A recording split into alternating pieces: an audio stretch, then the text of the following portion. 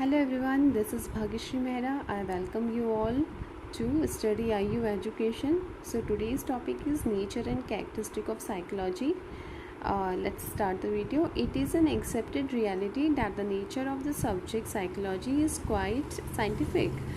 This fact has been properly recognized by the eminent psychologists and thinkers, as may be inferred out of the definitions of psychology in terms of study or science of behavior. So guys यहाँ पर ये बताया जा रहा है कि ये जो साइकोलॉजी है इसका नेचर कैसा है, साइंटिफिक है, ठीक है, ये एक्सेप्टेड रियलिटी है और इसमें बताया जा रहा है कि ये साइंटिफिक है। इस चीज़ को रिकॉग्नाइज किया गया है किसके द्वारा, एमिनेंट जो प्रख्यात साइकोलॉजिस्ट होते हैं, जो थिंकर्स होते हैं, उनके द्वारा जो अनुमान लगाया गया है क्या, by the of the definition of psychology in terms of scientific study के द्वारा या फिर साइंस ऑफ बिहेवियर। ठीक है, तो हम पहला इसका अब नेचर या कैरेक्टरिस्टिक क्या लें तो उसको रीड करते हैं। So our first point is human behaviour. Psychology जो है इज़ अ साइंस है विच स्टडीज़ ह्यूमन बिहेवियर को स्टडी करता है। The goal of psychology are to explain and understand human behavior. So to predict and control behavior. Behavior is defined as the action or reaction of a person in response to external or internal stimulus situation. तो यहाँ पर ये बताया जा रहा है कि science है ये साइकोलॉजी और जो स्टडी करता है ह्यूमन बिहेवियर। एक्चुअल में जो हमने ऑलरेडी फर्स्ट डेफिनेशन या जो भी हमने मीनिंग पढ़ी उसमें यही चीज़ है कि अब जो है ये माना जाता है कि साइंस ऑफ बिहेवियर है क्या, साइकोलॉजी। तो इसका जो गोल क्या है, मेनली ये अंडरस्टैंड करना कि ह्यूमन बिहेवियर को एक्सप्लेन करना, उनको प्रेडिक्ट करना, अनुमान लगाना पहले से, या फिर उसके बिहेवियर को कंट्रोल करना, ठीक है। और उसके बाद बिहेवियर जो है डिफ़ाइन किया गया कि एक्शन और जो रिएक्शन होता है किसी भी इंसान का, जो सिचुएशन मिलती है उसे, उस पर वो किस तरीके से रिस्पॉन्स करता है, जो भी इंटरनल या फिर एक्सटर्नल सिचुएशंस उसके सामने आती हैं, ठीक है। नेक्स्ट पॉइंट है हमारा, next point is types of human behaviour. अगर आप सेकंड पॉइंट की बात करें तो साइकोलॉजी स्टडी करता है बिहेवियर को as overt and covert. The behaviour that is visible is called overt behaviour. जो बिहेवियर हम देख सकते हैं, ठीक है, उसे हम बोलेंगे ओवर्ट बिहेवियर, जैसे कि वॉक करना, ईटिंग करना are overt behavior. The behavior that is not visible, and what occurs inside the human being is called covert behavior. जिस behavior को हम देख नहीं सकते हैं by our eyes, which happens or takes place inside human being, human body, उसे हम बोलते हैं covert behavior, like thinking, memorizing, and decision making, or whatever the things that take place inside the human being is called covert behavior. Fine. Our third point is study of individual differences. Psychologists study mental processes and human behavior by observing, recording, and interpreting how people interact with self, others, and the environment. तो यहाँ पर ये बताया जा रहा है कि जो साइकोलॉजिस्ट होते हैं वो स्टडी करते हैं मानसिक जो प्रोसेस होती है उनको, और जो ह्यूमन बिहेवियर होता है उसको कैसे ऑब्ज़र्व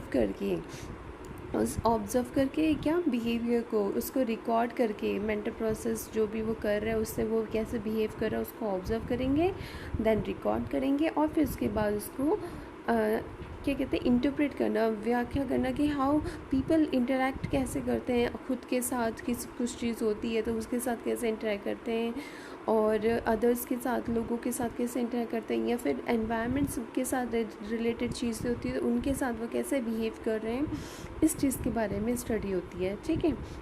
उसके बाद है to do this psychologist often look for similarities and differences among people that will help them understand, predict behavior using scientific methods, principles or procedure to test their hypothesis.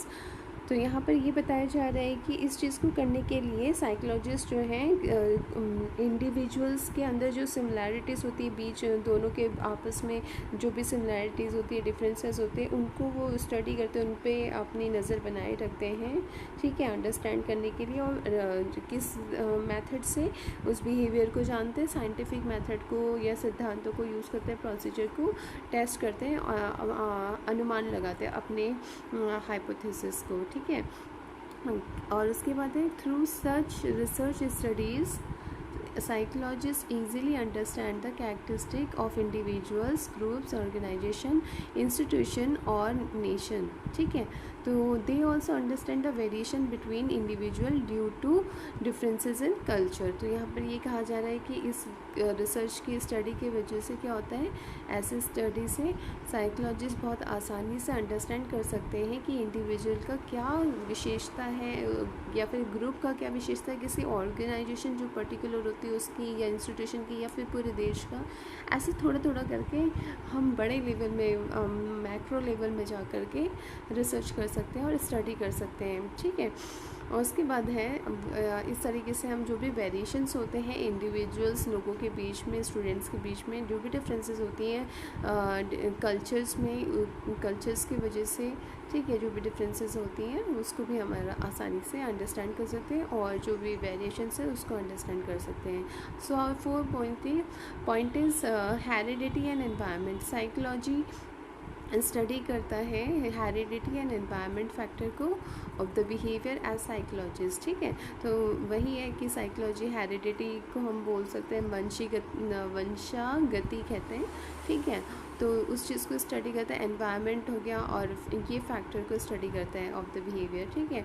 उसके बाद Lewin has express behaviour through an equation. Lewin ने क्या किया है, behaviour को एक equation के साथ रिप्रेजेंट किया है, एक्सप्रेस किया है, वो है behaviour equal to function of person and environment. तो यहाँ पर सारे के सारे जो स्टैंड किस चीज़ से करते हैं ये लेटर वो मेंशन किया हुआ है। तो यहाँ पर है where B equal to behaviour and P equal to person and function हो गया and E equal to environment. Behaviour जो है क्या है, बिहेवियर एक फंक्शन है, is a function of people and environment. Environment create करता है कि स्टिमुलस सिचुएशन, चाहे वो एक्सटर्नल हो इंटरनल हो, और ह्यूमन क्या करता है उस चीज़ को रिस्पॉन्ड करता है उस सिचुएशन को। Now our 5th point is diagnose therapy. Diagnose हम बेसिकली बोलते हैं कि जैसे हम डॉक्टर के पास जाते हैं तो किसी भी चीज़ के लिए डायग्नोस कराने जाते हैं, किसी की कोई बीमारी होती है तो उसको पहचानने जाते हैं ना। तो पहचानना ये चीज़ है, जिस तरीके से हम पढ़ रहे थे अभी, अंडरस्टैंड करना, उसी तरीके से पहचानना ये एक थेरेपी है। इस चीज़ को ये कैरेक्टरिस्टिक है किस चीज़ का, साइकोलॉजी का। तो साइकोलॉजिस्ट जो है know how to diagnose and treat alcoholism and substance abuse और अदर डिसऑर्डर्स। फिर उसके बाद है how to help people change bad habits and conduct. तो साइकोलॉजिस्ट को पता होता है कि किस तरीके से उनको रिकॉग्नाइज करना है, ट्रीट करना है जो अल्कोहलिज्म होते हैं, यानी कि जो ड्रिंक ज़्यादा करते हैं, सब्सटेंसेस एब्यूज़ जो है, और उसके बाद अदर डिसऑर्डर्स जो भी उनके अंदर है, और उनको कैसे हेल्प करना है लोगों को, कैसे उनकी बैड हैबिट्स को चेंज करके गुड हैबिट्स में कन्वर्ट करनी है। तो ये सारी चीज़ें पता होती है साइकोलॉजिस्ट को, ठीक है। उसके बाद insights provided by psychologists in clinics can help people function better as individuals, friends, family members and workers, and hence show better social and emotional adjustment. तो इस तरीके से क्या होता है, साइकोलॉजिस्ट की हेल्प से, जो भी क्लिनिक में साइकोलॉजिस्ट होती है उनके हेल्प से हम लोग जो भी इंडिविजुअल का फंक्शन होता है, जो भी वो जिस तरीके से भी बिहेव करता है उसके बिहेवियर को बेटर कर सकते हैं, ठीक है। हर किसी के बिहेवियर को बेटर किया जा सकता है, चाहे वो सोशल एडजस्टमेंट में हो, सोशल सोसाइटी में उसका एडजस्टमेंट हो, या इमोशनल उसका एडजस्टमेंट हो, उस दोनों को जो भी है उसको हम सही कर सकते हैं। और 6 point is technique of counselling. Counselling का मतलब होता है परामर्श, है ना। तो यहाँ पर बात हो रही है कि साइकोलॉजिस्ट जो है work as a school counsellor, ठीक है, and use various psychological technique use करते हैं so as to help student in learning. Thus it is used as a technique for counselling, mental health and maladjustment of people. Psychologist work करते हैं school में as a counsellor, ठीक है, ताकि जो भी बच्चे हैं उनको अगर लर्निंग में प्रॉब्लम आ रही है उसमें हेल्प कर सकें, और अलग अलग तरीके यूज़ करें काउंसलिंग का मेंटल हेल्थ को सही करने के लिए, जो भी कमियां हैं बच्चों में, लोगों में, उसको सही कर सकें। अब यहाँ पे कहा जा रहा है कि 7 पॉइंट पे कि ये जो है क्या है, पॉजिटिव साइंस है, ये कैरेक्टरिस्टिक है। लास्ट पॉइंट है पॉजिटिव साइंस। साइकोलॉजी जो है एक पॉजिटिव साइंस है। The principles and laws discovered and establish by it are objective है, यूनिवर्सल है, ऑथेंटिक है, they can be verified and prove by experiment, ठीक है। तो यहाँ पे पॉजिटिव साइंस है, यानी कि ये चीज़ सकारात्मक विज्ञान है बोल रहे हैं, ठीक है। और प्रिंसिपल एंड जो लॉज जो भी डिस्कवर्ड किए जाते हैं, एस्टेब्लिश किए जाते हैं इनके द्वारा, वो क्या होते हैं, यूनिवर्सल होते हैं, विश्वव्यापी होते हैं, ठीक है, ऑथेंटिक होते हैं, बिल्कुल अच्छे सही होते हैं, और ये वेरीफाई किए जाते हैं एक्सपेरिमेंट की तरह, एक्सपेरिमेंट करके उसे वेरीफाई या प्रूफ किया जाता है, इसलिए साइंस का माना गया है।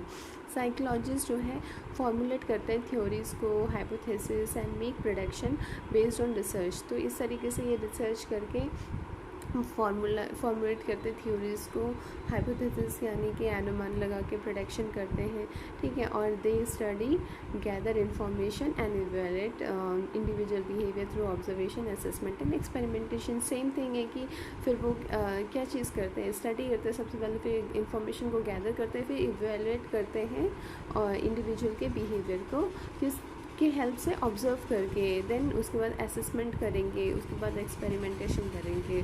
सो दिस वर द 7 पॉइंट्स, ठीक है। Let's have a revision. सबसे पहला पॉइंट था human behaviour, then types of human behaviour, then study of individual differences, then heredity and environment, then diagnose therapy, and then technique of counseling, and last one is positive science. So guys, this was today's session, okay। और आज हम यहीं पे अपना class over करते हैं, next video पे मिलते हैं, तब तक के लिए टेक केयर, गुड बाय।